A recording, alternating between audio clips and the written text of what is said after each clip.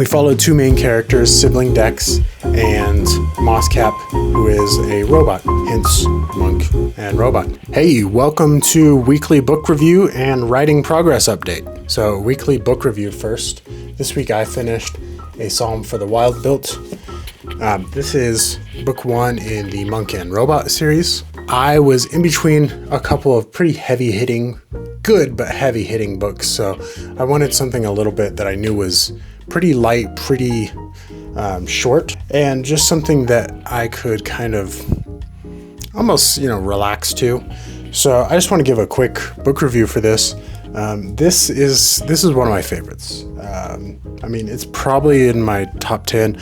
I have listened to the audiobook for this before, and I decided to get it in print and read it the old-fashioned way on regular old book, and I think I think that reading it is the better way to digest this book for me. So the premise of the book is that, it's like almost a post-apocalyptic world, but it's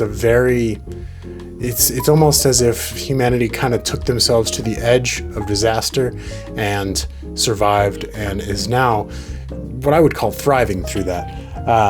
So we follow two main characters, sibling Dex and Mosscap, who is a robot, hence monk and robot. So you kind of follow, I would say sibling Dex is the one that you follow through with more. You kind of get to know their journey. They have a lot of growth within just a couple pages in the book. I thought that was really cool. It shows you how bad they are at this tea monk thing that they do kind of right away, and then we just skip a couple pages, or I think it's just on the next page 2 years later, and now sibling Dex is one of the most renowned tea monks in Panja. So just a cool, very quick story on that end. And then we see sibling Dex's journey into, this thing that made me happy doesn't necessarily make me happy anymore, so I want to do something else. And that is where sibling Dex stumbles across Mosscap. That's the basic premise. There's not action in this book. There's not a lot of drama, anything like that. It's just it's a cozy sci-fi, but I almost hesitate to call it cozy because, yes, it's cozy, but it's a little bit more I think that it's got more of it wants to teach a little bit more than I would say cozy. It wants to say, hey, it's okay to, change up what you're doing, to do something just because you want or need to do it. This book tends to come around to my life exactly when I need it. I think it is one of those where I will just kind of caution, read this book at your own risk. I think it'll kind of make you think of some things that you may need to spend some time on, and that's the reason I think that it's better digested through either a Kindle or a print version, because the audiobook, it just kind of speeds by you, So I think there's a lot of stuff in here to digest.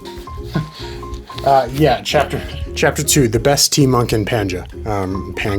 So it just literally from one page to the other just fast forwards you 2 years. I thought that was a cool way to do a story. You maybe don't get the full journey in that, but I think it works, and it just kind of shows hey, this is, we're getting to the important stuff in this book. Also, I should just mention, I said it's kind of post-apocalyptic, but it's more, there was an event where all the robots kind of left humanity, and so humanity then had to figure out their life outside of that, and that was supposed to have happened centuries ago. So very kind of, it's almost far future, but feels really close to home as well, because humanity kind of had to take a step back to kind of start moving forward again. I know there was a lot of quotes in this book that I kind of just wanted to remember, but really it's one of those where I think it's just very good to read it for yourself. Go in with kind of this expectation of wanting to maybe think about a book a little bit more. Also, just know that it's an easy read and that you can think about this stuff, but it's also not it's not sad. It's more just giving you almost the permission to do the things that you need to do for yourself. Psalm for the Wild Built, I really think this is for most people. I know that can't be true of all books.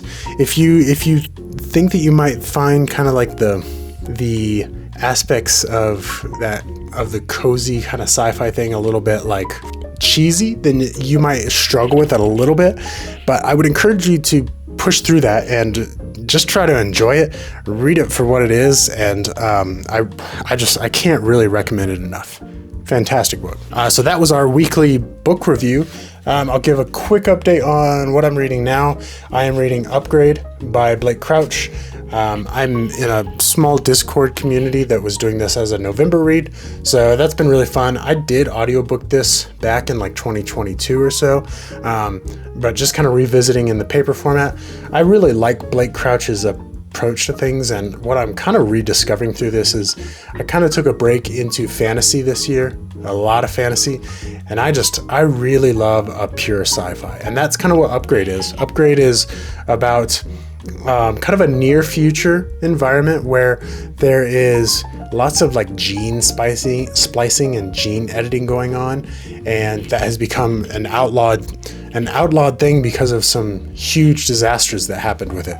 The book has a lot of things that feel like they could be very, very real very soon.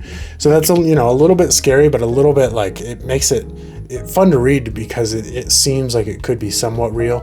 There's some stuff in there that maybe doesn't age well considering it was like 7 years ago, whatever.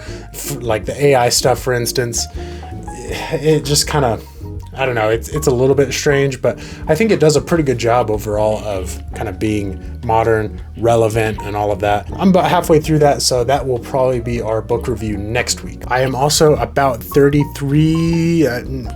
the way through Mountain in the Sea by Ray Naylor. I just slowed down on that a little bit because I'm not driving as much. Driving is the main time that I get audiobooks in, and I'm kind of middling on that right now. There are things that I do enjoy about it, but there are things that I think are a little bit like meh as well. So we'll see how that goes. We'll see where that lands. I think that is it for reading progress this week. So we will move on to writing. So writing update has been very positive this week. We are in the weeds of revisions. I believe I got through 6. We will say we're at 5% on revisions. I kind of just had to start on revisions.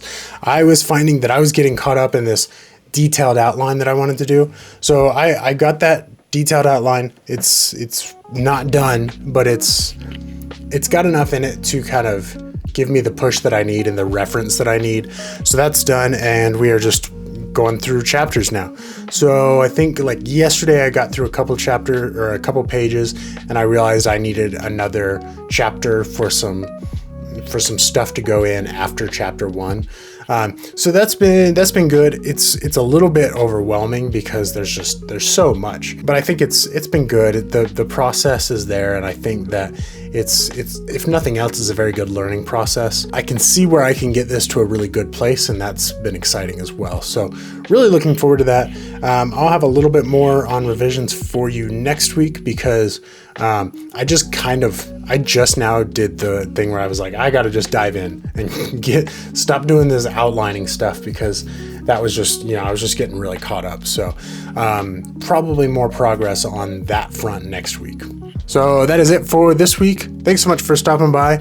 Another book review coming next week, probably Upgrade, and more writing progress update as well. We'll see you then. Bye.